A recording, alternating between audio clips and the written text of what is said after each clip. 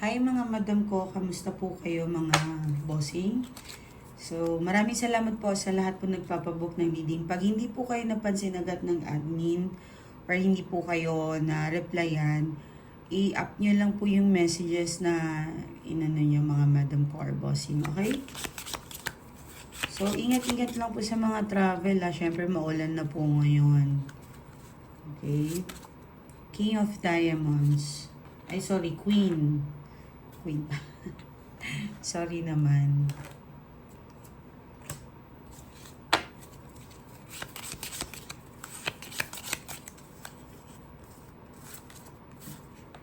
Oh. Okay. Hindi ko alam kung may iinis ba siya or something. Ano yun? Or may kaaway. Yeah, possible. Kasi nakatingin siya dito sa iyo. Nakatalikod. So, kung nakatingin yan sa iyo, possible na baka may problem. Pero whatever, kung ano man to, huwag nyo na lang pansinin kung mainit ang ulo nila o ano man. It's very fiery po talaga sa July. Yes, okay? Gold fire po yan eh. Ten of Diamonds.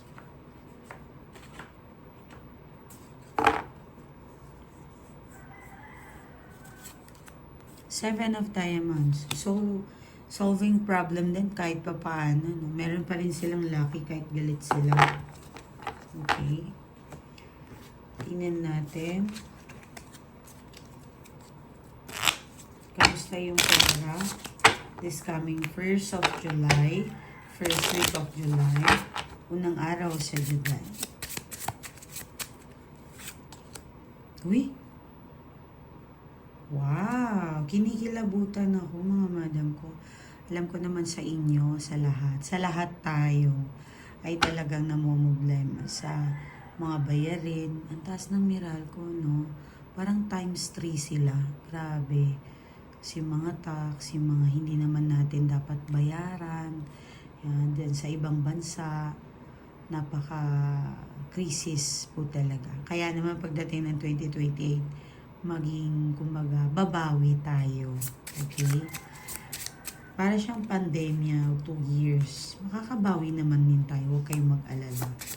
Magagaling tayo, di ba?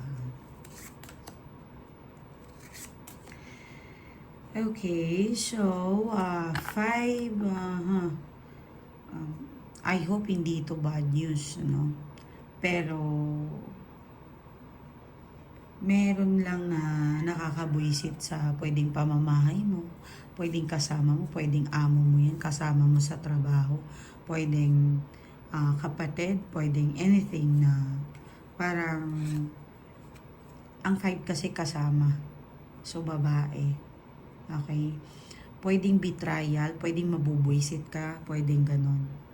So, ang advice ko po sa inyo is better to distance muna. Pigil-pigilan nyo muna yung mga inis ninyo. Sa totoo lang, naiintindihan ko naman kung bakit kayo naiinis kapag may ganyang tao. Kasi meron talagang hindi mo ma-explain kung bakit ganon yung mga pag-uugali nila. No? Pero mas maganda na po talaga ay distance muna kayo. So, if ever lalaki ka man, possible po itong babae na to or yung person mo, you could be your ex-girlfriend, naiinis sa'yo at ayaw makisama. Ano? Yun, possible nagsama kayo, nagkaroon kayo ng problem. Okay?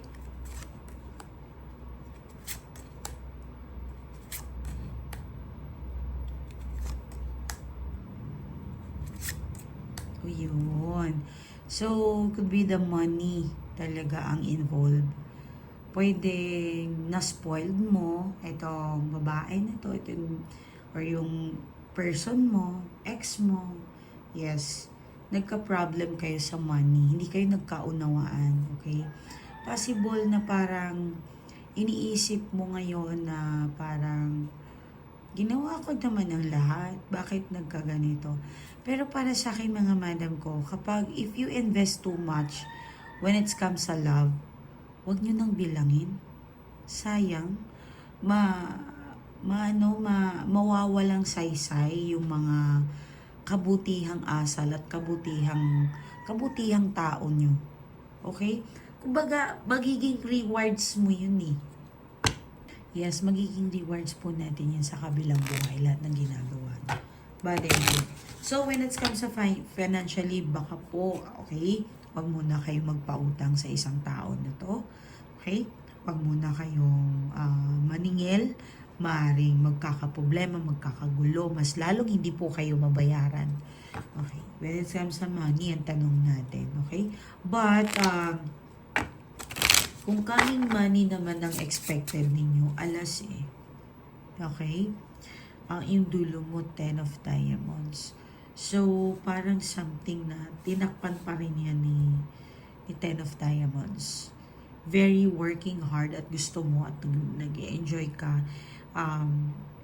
Pwede rin may bahay ako nakikita. Hindi ko alam kung bibili ka ng lupa o property or something ganun. Or sasakyan. Okay? Yan. Pwede ganun mga ganun. So, dito naman tayo sa tarot. Unahin natin yung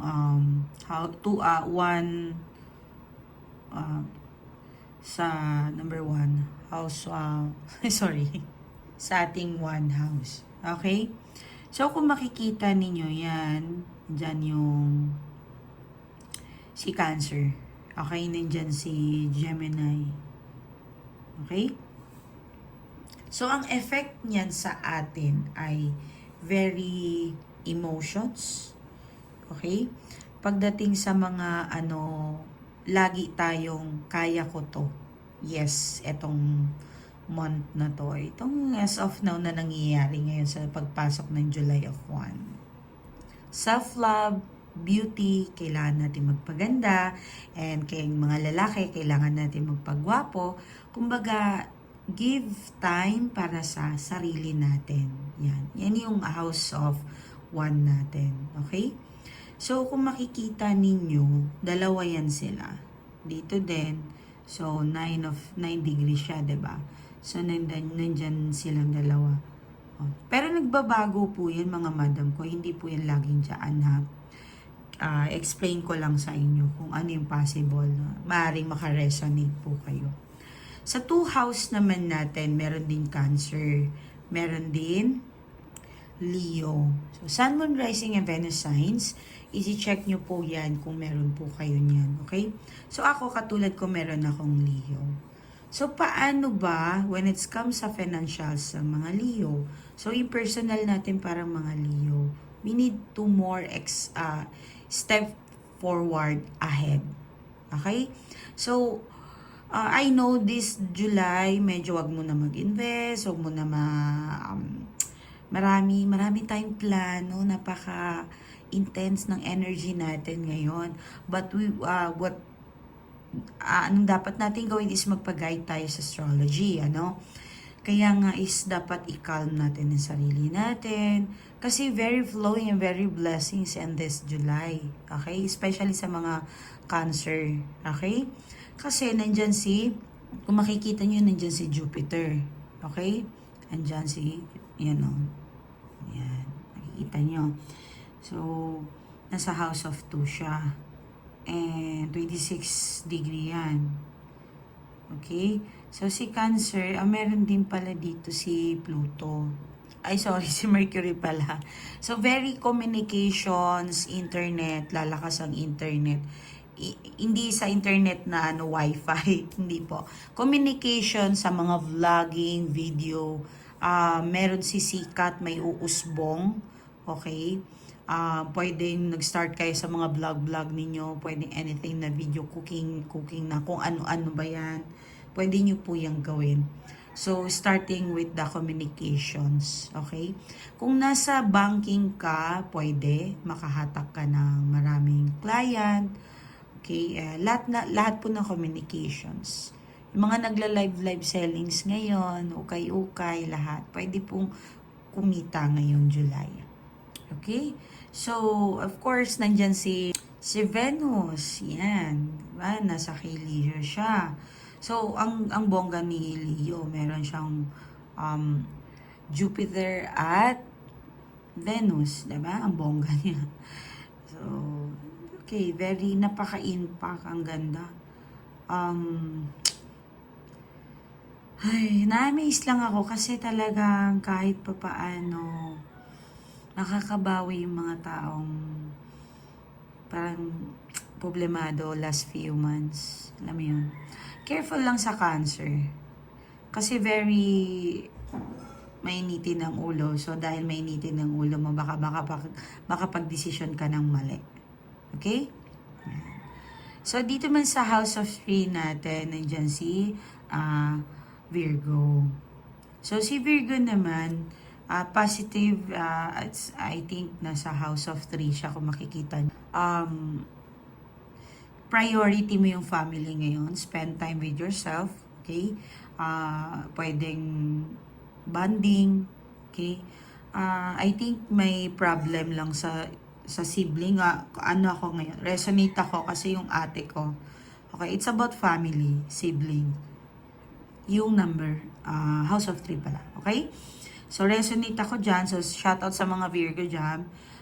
I think yung mga kapatid ninyo na pinoproblema nyo ngayon. Okay lang po yun. Ay, ganyan po yung buhay. Wala tayong magawa dyan. Okay? So, sakop siya ni Leo at Virgo. So, ang kinagandahan, may blessings, ano? Especially sa, pwedeng ikaw Virgo, nagluluto ka, start ka mag-vlogging, anything na fiery. Okay? Example, nagbebenta ka ng kandila or anything galing sa apoy. Baka pwede mong umpisahan yun. Okay? So, yung iba naman mag-uumpisa siguro sa mga halaman, lahat ng mga aesthetic. Kasi grounding yung mga Virgo mga earth signs na anything na, ano ba yung pwede magbibenta ka ng perlas, anything na galing sa earth. Okay? Meron din na nasisense ko na parang pupunta ka sa mountain, mountain climbing ka, yan, mga ganun. Okay? So, number 4, dito naman sa number 4, it's house, sa bahay, is property, yung mga parents, yan, yung mga self-aware natin, yan. So, meron pa rin si Virgo. Nandiyan si Libra. Okay? So, kung makikita nyo, mayroon siyang positive and negative. Pero, I think mas malakas naman yung positive.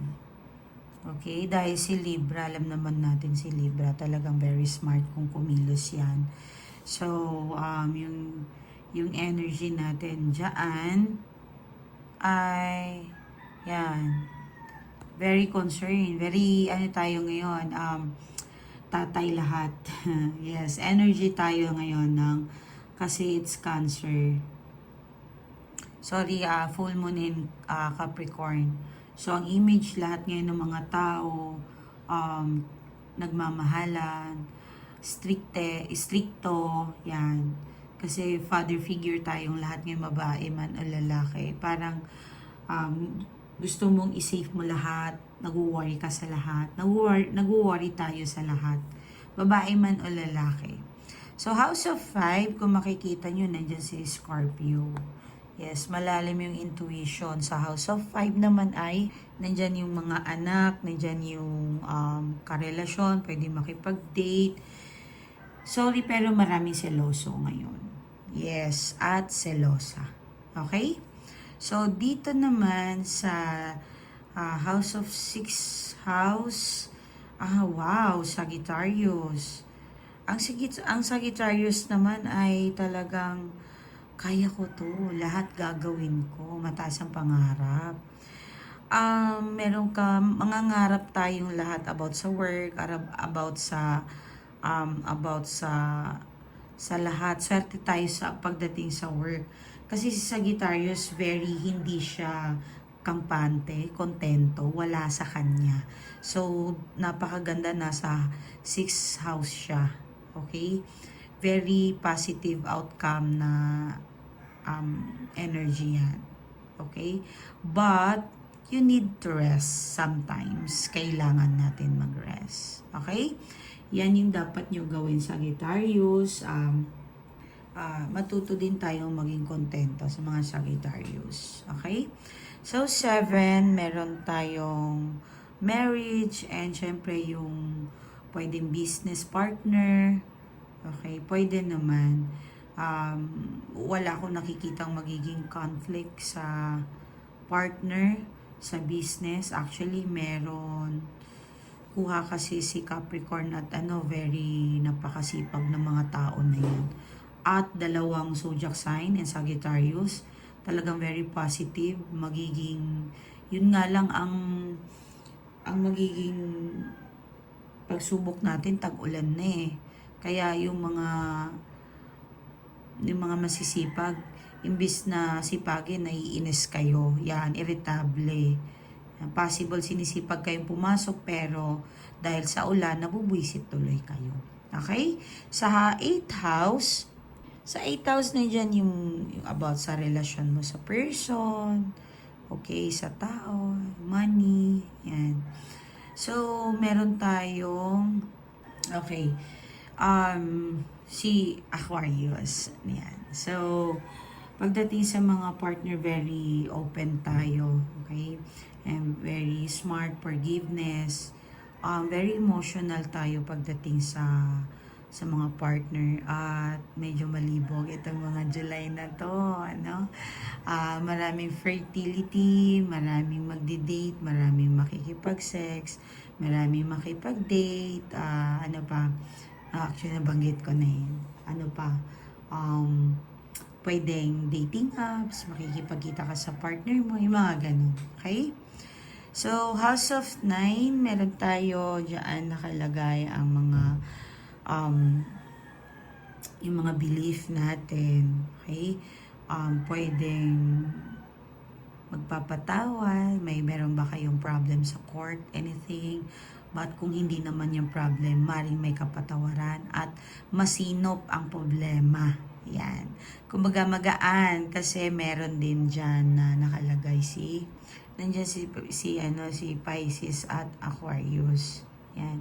Mga mabubuting zodiac sign yan. Saktong-sakto nasa House of 10 natin. Ay, 9, sorry.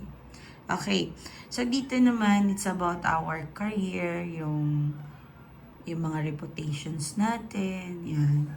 So, Aries, di ba, alam nyo naman, very working hard yung Aries.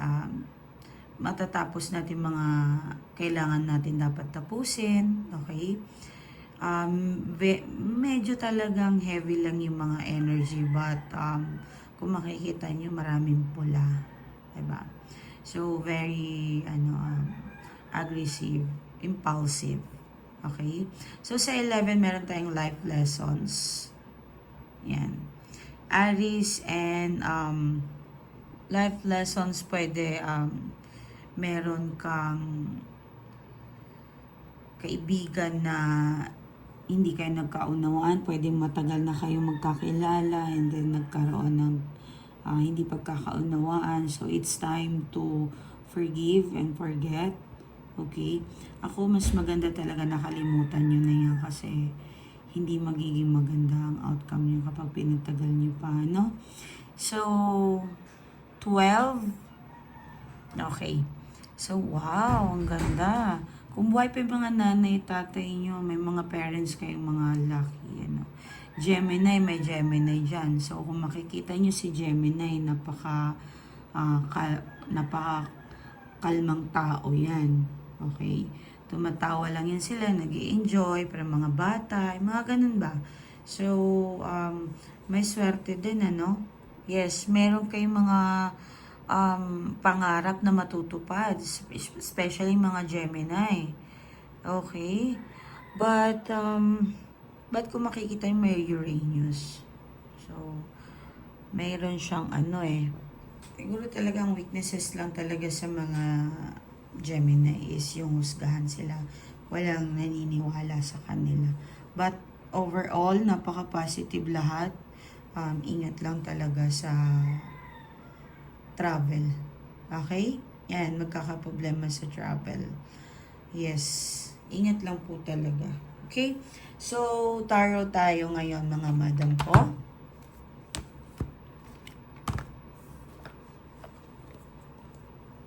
First week of July, Tarot. Alam ko naman na-excite kayo. So, kamusta yung first day of your July?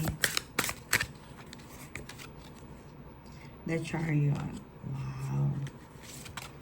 Una pa lang, nakakatuwa na. Okay. Queen of Pentacles. So, ano na eh. Tatapusin ko na kasi wala namang napakaganda na eh. May travel akong nakikita, may plano, may gagawin, project, traveling, mag-a-abroad na kayo, yung mga nag-aayos ng mga paalis, yan, napakaganda. Okay, and Queen of Pentacles, yung pupuntahan or yung plano mo, tuloy mo na, huwag kang matakot. Mag-prosperous po yan sa inyo. Okay? So, something receiving coming.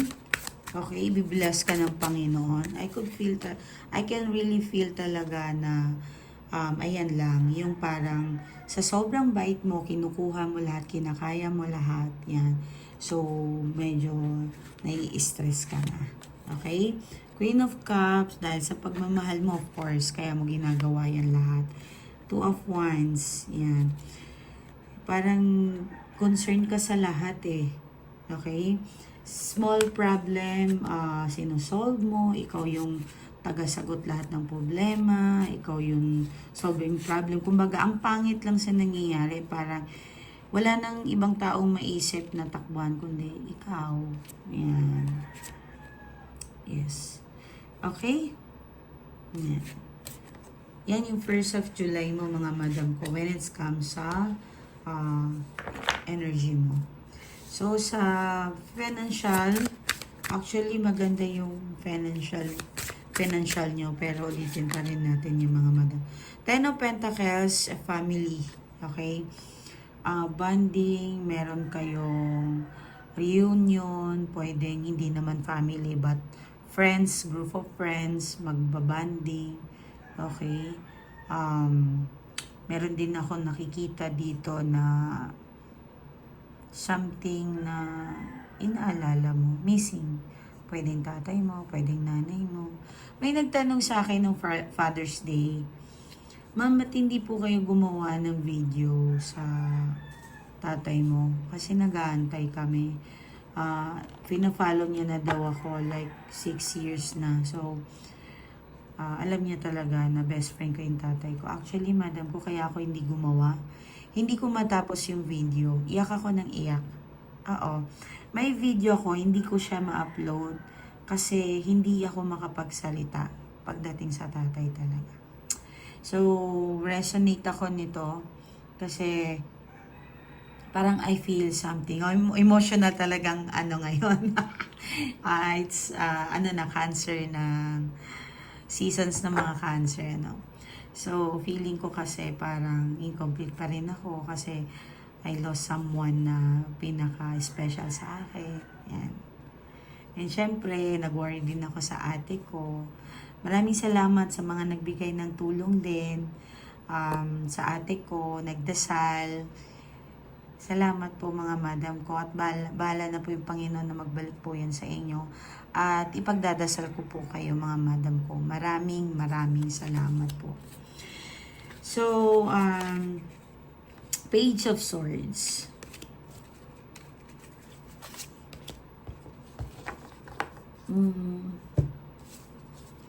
So, pagdating naman sa relasyon mo, pwedeng person mo yan. Pwedeng birthday ba to? Baka may birthday. Naalala niyo yung birthday mo. Pwedeng anniversary.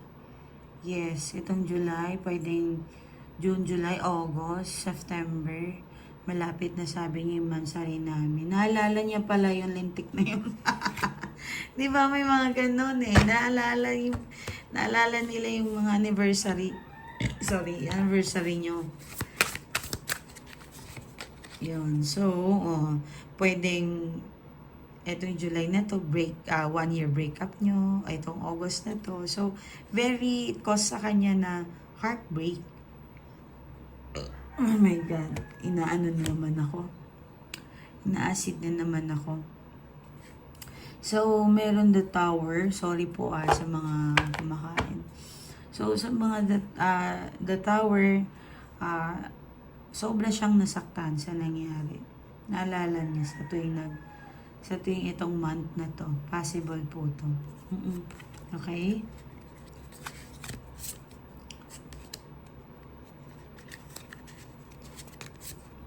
Ooh.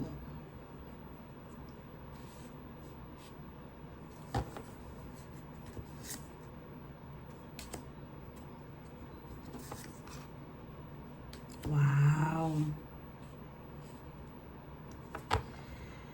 Haha. Hindi ko alam kung may nangliligaw ba sa'yo, pero natatakot ka magmahal.